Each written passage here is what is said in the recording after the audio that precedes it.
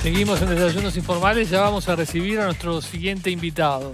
Correcto, la consultora KPMG realizó una encuesta con perspectiva empresarial, la cual arrojó ciertos resultados interesantes, empezando porque las empresas locales parece ser que confían en el crecimiento del mercado interno en nuestro país, cuando sin embargo la situación regional y mundial es vista con mayor incertidumbre. Además, se identificaron el atraso del tipo de cambio y los costos salariales como los principales obstáculos para alcanzar la competitividad a nivel país. Así que para profundizar sobre todo esto, vamos a recibir ahora a Marcelo Civili, gerente senior de KPMG. Bienvenido.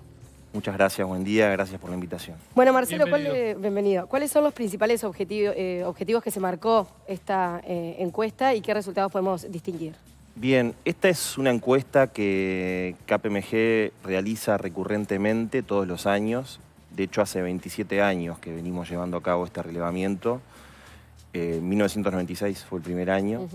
Y lo que hacemos es tomar una muestra de empresas, ¿verdad? En esta ocasión tomamos una muestra de 106 empresas medianas y grandes. Estamos hablando de una dotación media de unos 250 trabajadores por empresa, ¿verdad? Y lo que se hace entonces es presentarles una serie de preguntas, ¿verdad?, acerca de cómo ha sido el desempeño en el año que cerraba, el 2022, y lo que más nos interesaba conocer era las perspectivas para el 2023, ¿verdad?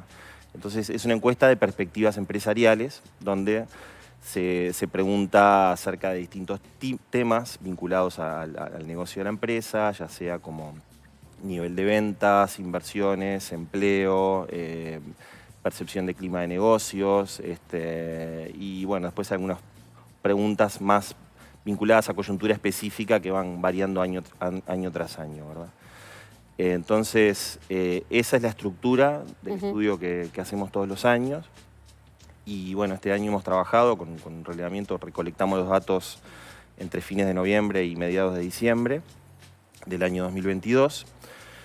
Y los resultados que hemos tenido es que de cara al 2023 hay un moderado optimismo, podríamos decir, por parte de las empresas. Aproximadamente el 40% de las empresas consultadas tienen perspectivas moderadamente positivas de lo que va a ser el desempeño de la economía en términos generales, digamos. ¿Cuánto ¿no? me dijiste, perdón? Aproximadamente 40. Y ahora hablamos de 40%. empresas grandes, ¿no? Sí, de empresas medianas y grandes, ¿verdad? Frente a un 20 que tienen perspectivas moderadamente negativas. O sea que en el neto hay más optimistas que pesimistas, podríamos decir, ¿verdad? Eso en cuanto a la primera fotografía general. ¿Okay? Después hemos hecho algunas preguntas vinculadas a, por ejemplo, qué perspectivas tienen del nivel de ventas, ¿verdad? Aquí también ellas esperan mayormente que crezcan las ventas en este año 2023. Hay mayor optimismo en cuanto al comportamiento de ventas a aquellas empresas que dirigen sus ventas al mercado interno que aquellas que exportan sus productos, ¿verdad? Lo cual es algo que no nos sorprendió demasiado, en vista de que, como tú decías en la presentación, este es un año con un panorama externo bastante incierto, ¿verdad? O sea, hay mucha incertidumbre. Tenemos, bueno, a nivel global, una incertidumbre importante en Europa y Estados Unidos, que están flirteando con la recesión, podría decirse, sobre todo Europa, ¿verdad? Todo esto un poco desatado por la guerra de Ucrania, que ya se va a cumplir un año del conflicto bélico y todavía no sabemos cómo va a ser el desenlace, ¿verdad? Cuándo va a terminar, ni cómo va a terminar. O sea, eso genera incertidumbre. Y luego en el tema de Estados Unidos hay una cuestión de endurecimiento de política monetaria con aumento de las tasas de interés, que para combatir la inflación, ¿verdad? Una inflación que fue un azote en todo el mundo, lo cual también tiene como contracara el riesgo de enfriamiento de la economía estadounidense, ¿verdad? Por posible recesión. Y a nivel regional tenemos Argentina, que macroeconómicamente está muy complicada, ¿verdad?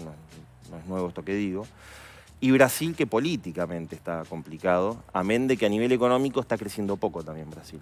Entonces todo eso hace un cóctel de incertidumbre que lleva a que los empresarios sean menos optimistas, aquellos que vierten su producto al mercado interno, que los que están dirigidos al mercado interno. Y podemos saber, podemos saber a través de esta encuesta a quiénes les fue mejor y a quiénes les fue peor, a qué rubros les fue bien o les está yendo bien. Sí, hay un...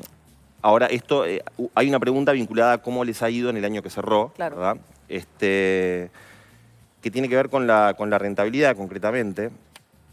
Aquí es un punto interesante, si bien el año pasado fue un año de crecimiento económico, fue un año de aumento del nivel de ventas, pero eso no quiere decir que la rentabilidad haya mejorado, no necesariamente. Puede ocurrir que los costos corran por arriba de las ventas y entonces la rentabilidad merma, ¿verdad? De hecho, eso es lo que responden mayormente. La rentabilidad, tenemos un 37% que dicen que hubo una caída en la rentabilidad. No digo que tuvieron pérdida, ¿no? Sino que la rentabilidad fue un poco más baja, contra un 29% que había verificado un aumento. Y si lo abrimos esto por sector de actividad, el sector en donde hay mayor proporción de empresas que señalan haber tenido una caída en la rentabilidad es el sector primario, ¿verdad? El sector industrial le sigue y luego el sector de los servicios. Entonces esto tampoco sorprende demasiado, o sea, el sector primario es un sector vinculado al sector transable de la economía, donde la baja del tipo de cambio golpea negativamente, ¿verdad? Son productos orientados a la exportación, básicamente, sumado al hecho de que hubo vaivenes en los precios internacionales con baja de precios, sobre todo en el segundo semestre, y eso inevitablemente golpea en la rentabilidad, ¿verdad? Entonces, hay una máxima, no sé si estoy entendiendo mal, pero hay una máxima que parecería aquí no cumplirse, que es que cuando al mundo le va bien, al Uruguay le va bien, pero de acuerdo a la descripción que estabas haciendo recién, el panorama extranjero parece estar muy incierto y complicado, con consecuencias desfavorables, y sin embargo la confianza en el mercado local parece mostrarse con cierto optimismo. Podríamos decirlo, sí, moderado optimismo, valga la aclaración, porque digo, la pregunta se abre si es moderadamente o muy optimista. Muy optimista nadie responde. Bien. Moderadamente sí, está este famoso 40% que te decía, ¿verdad? Es cierto que este es un año donde se espera que va a haber crecimiento económico, en definitiva.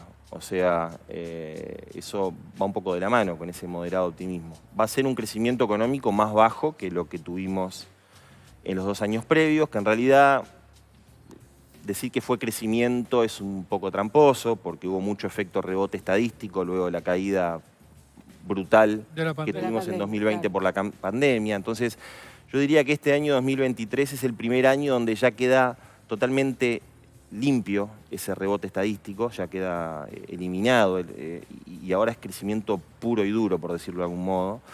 Y por eso es que se espera una tasa de crecimiento más baja, ¿verdad? El crecimiento que esperan las empresas en el promedio de los próximos 3 años va a estar por debajo del 3%, nos dicen. Ese moderado optimismo de las empresas puede traducirse en mejora de 2 cosas que le preocupan mucho a la gente y que no siempre van de la mano, que son empleo y salario. Sí, correcto. De hecho, en términos de empleo, se pregunta qué van a hacer, qué planean hacer con su plantilla, ¿verdad? Y hay una mayoría relativa, aquí está, tengo el 26% que responde que prevé aumentar el nivel de empleo, frente a un 15% que prevé una disminución. O sea que en el neto, nuevamente, hay más empresas que van a subir, que planean aumentar el nivel de empleo que aquellas que planean disminuir el de empleo. Y después hay una mayoría, cerca del 60%, que planea quedarse... No tocar nada. No tocar, exactamente, ¿verdad? O sea que en el neto podemos decir que es optimista. De hecho, es la brecha entre los que planean crear y los que planean disminuir empleo es la segunda más alta en los últimos 10 años. El año pasado había sido un poco mejor todavía la brecha, o sea, el reglamento que hicimos a fines de 2021, de cara al 22, Y este 22 es el segundo mejor después del 2021. O sea que desde ese punto de vista podemos decir que el optimismo podría derramarse en términos de generación de empleo y mercado de trabajo para la gente, ¿verdad? En términos de salarios, ahí no hay preguntas, realmente no hemos hecho... O sea, las empresas comentan el tema salarial o mejor dicho, los costos salariales están dentro de los factores que más ha motivado los ajustes de precios, ¿verdad? Los ajustes salariales. Y por otra parte, junto con la baja del tipo de cambio que hubo en el año pasado, que fue muy fuerte, son los dos factores que las empresas señalan como los principales frenos a la competitividad, ¿verdad? Ahora, si quieren, podemos hablar un poquito de eso. Pero no quiero esquivar la pregunta tuya del tema salarial. Sí. Y ahí lo que puedo decir es que este año 2021, que ya cerró... 22. Perdón, 2022, gracias, que ya cerró. Falta el dato del índice medio de salarios de diciembre que se publique, pero ya en noviembre ya podemos decir con bastante seguridad que al cierre del año 2022 hubo un aumento del salario real, hubo una recuperación salarial, ¿verdad? Que va a estar por arriba del 1%, con seguridad. Esto es bueno, pero no es suficiente, porque en los 2 años previos hubo caída del salario real. En realidad en los 3 años previos, ya en 2019 había habido caída, aunque fue muy poquita, fue del 0,3% más o menos la caída. Pero en 2020 y 2021 hubo una caída del 1,5% en cada año, ¿verdad? Con lo cual esta recuperación de 2022 no llega a compensar, no llega ni siquiera a compensar la mitad de lo que fue la caída de los años previos. O sea que hay mucha tela para cortar en materia de recuperación salarial para poder al menos alcanzar los niveles prepandemia, ¿verdad? Y bueno, ahí tenemos... Bueno, este es un año importante, se celebra la 10ª ronda de Consejo de Salario, el gobierno anunció estar muy comprometido y se supone que las pautas así lo van a reflejar, a velar por una recuperación del salario real.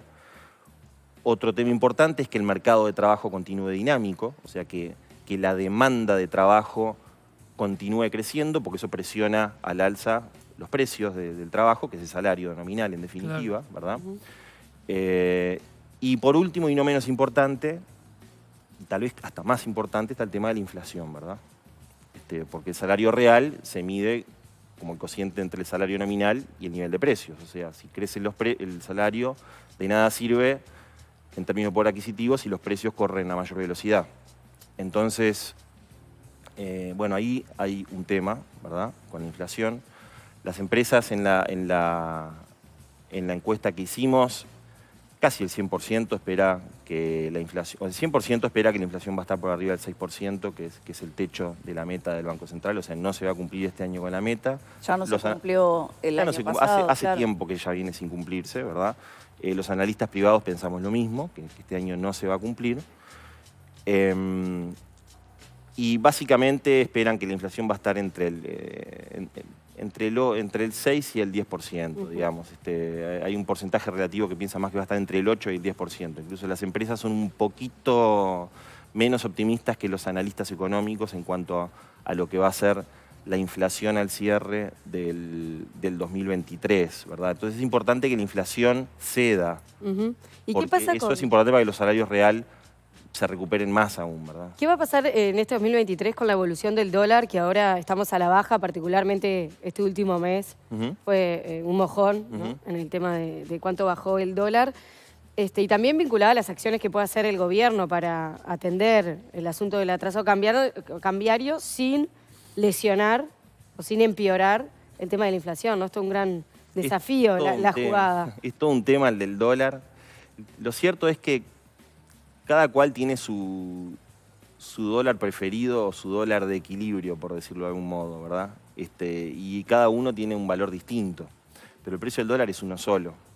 O sea que eso ya de por sí... Uruguay. En Uruguay. Pero por suerte es uno solo, ¿no? Hagamos la aclaración. Por suerte tenemos un único precio del dólar. Y eso hace que hay gente que está satisfecha y otra que va a estar insatisfecha, es inevitable con el dólar. Ahora, es cierto, el año pasado hubo una baja fuerte del dólar. Eso, entre otras cosas, se explica seguramente porque la tasa de interés aumentó en Uruguay, ¿verdad? El Banco Central aumentó la tasa de interés de una manera bastante agresiva para combatir la inflación, precisamente. Y eso hace que los retornos financieros en moneda nacional valgan más. Entonces hay como un vuelco o cambio en la posición de portafolio hacia activos en moneda nacional, aumenta la demanda de pesos, baja el tipo de cambio, ¿verdad? Si bien la tasa de interés internacional también aumentó, es cierto, la tasa de interés doméstica aumentó más aún. Entonces uno podría pensar que por ahí hay una explicación de la apreciación de la moneda, sumado al hecho de que también continuó y continúa habiendo ingreso de capitales por concepto de inversión extranjera directa, que eso es otro aluvión de oferta de dólares. Eso hace que baje. Que hace que tire abajo los precios, ¿verdad? ¿Va a seguir bajando entonces en los próximos meses? Bueno, ¿qué va a pasar en los próximos meses? El tema por el lado de la tasa de interés es muy probable que ceda la presión.